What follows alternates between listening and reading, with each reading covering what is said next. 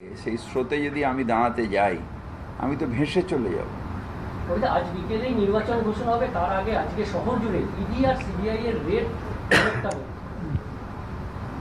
এটা তো শাসক দল যে তার এটা বদান্যতা সেন্ট্রাল গভর্নমেন্টের, শেষ বেলায় যদি কিছু পাওয়া যায়, অর্থাৎ আবার কাউকে যদি ঘরে তোলা যায়, কারণ অনেক ইস্টবেঙ্গল মোহনবাগানে দেখবেন প্লেয়াররা থাকে সাইড লাইনে বসে থাকে। এবার বালিপতিও হয় বোধহয় সাইড লাইনের প্লেয়ার ইস্টবেঙ্গলের প্লেয়ারকে তুলে নিয়ে খেলালে বোধহয় লিগ জেতা যায় বা ডুরান্ট জেতা যাবে, তো তারা বেরিয়ে পড়ে। এরাও ইডি সিবিআইকে দিয়ে ভয় পেয়ে যদি কিছু নেতাকে আবার প্লেনে করে তুলে লাস্ট মোমেন্টে নিয়ে যাওয়া যায় চেষ্টা করছে। তার জন্য শহর জুড়ে দৌড়ি হই হই এত কিছু হচ্ছে। আবার মে মাসে দেখবেন যে সব শান্ত, পৃথিবী আবার শান্ত হবে। সেটা নির্বাচন কমিশন কি করবে আমি গুনতে পারবো না, তার আগে বলতেও পারবো। কলকাতা পুলিশের তরফ থেকে নোটিশ পাঠানো হয়েছে শঙ্কুদেব পান্ডা, অনুপম হাজরাকে, এই বিষয়ে কোনো আমি জানি না, এটা ব্যাপারটা আমি জানি না, আই ডোন্ট নো দিস।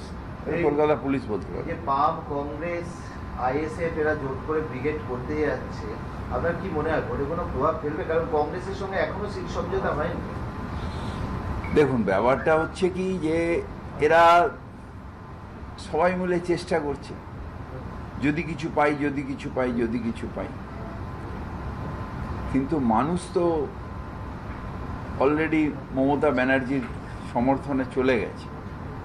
শেষ বেলা এইসব করে কোনো লাভ আছে? আরেকটা জিনিস হলো, বাংলার মানুষ সবসময় সাম্প্রদায়িক বিরোধী, সেটা যে কোনো ফর্মের সাম্প্রদায়িক বিরোধিতা করে কিন্তু বাংলার মানুষ। চেষ্টা করছে, ন্যাচারালি চেষ্টা করবে বিজেপি। বিহারে চেষ্টা করে ফল পেয়েছে, ইউপিতে চেষ্টা করে ফল পেয়েছে, ভোট কাটুয়ারা যারা এখন দৌড়চ্ছে এরা তো ওদের ফল দিয়েইছে। এখানে চেষ্টা করছে, কিন্তু বাংলা তো জানে না যে বাংলায় প্রত্যেকটা মানুষ সাম্প্রদায়িক বিরোধী মানুষ। তারা যে কোনো ফর্মের সাম্প্রদায়িকতাকে কখনো মেনে নেয় না। তাই অসাম্প্রদায়িকতাই বাংলার পথ, যেটা রবীন্দ্রনাথ দেখিয়েছেন, নজরুল দেখিয়েছেন, বিবেকানন্দ দেখিয়েছেন, ঠাকুর রামকৃষ্ণ দেখিয়েছেন। এ তো সবাই জানে যে এটা বিজেপির, নাহলে যোগীর রাজ্যে আসে নাকি? এই এখানে তো আপনারা বিহারের ইলেকশনও দেখেছেন যে একদম এই ভোট কাটুয়ারা ভোট কাটলেও ইলেকশন ওরা এসে গেল। এখানেও একই ফর্মুলা ইউজ করছে ওরা। দুর্ঘটনার একটা প্রশ্ন, সেটা হলো যে মুস্তা উড়ালপুর কাণ্ডে দেখেছিলাম যারা দায়িত্বপূর্ণ বা নজরদারির দায়িত্ব ছিল ইঞ্জিনিয়ারদের, তাদের গাফিলতির জন্য আপনি অ্যাকশন নিয়েছিলেন। তখন এই উদ্ঘাট কাণ্ডের কি যাদের নজরদারি করা দায়িত্ব, আমি সেটার জন্যই ইনকোয়ারি কমিটি বসিয়েছি, কারণ ওই রকমভাবে হয় না। কমিশনার এটা অলরেডি অর্ডার দিয়েছে inquiry committee, let the report of the inquiry committee come, যথাযথ আইন সিদ্ধ যা যা অ্যাকশন নেওয়ার সে অ্যাকশন নেওয়া হবে। দেখুন, ইট ইজ এ টেকনিক্যালি, এটা আমরা ওকে বলতে পারি না 3 দিন 4 দিন 6 দিন, কিন্তু সবাই দায়িত্ববান অফিসার যারা রয়েছে।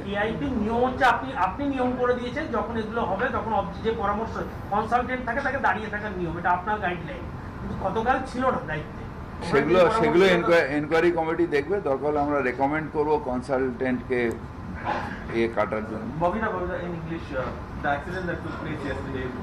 It is very unfortunately accident occurred yesterday where one of our labor of KIP, not KIP, he is from the contractor side, while coming down to the system where the connection of a new drain and the old drain was taking place,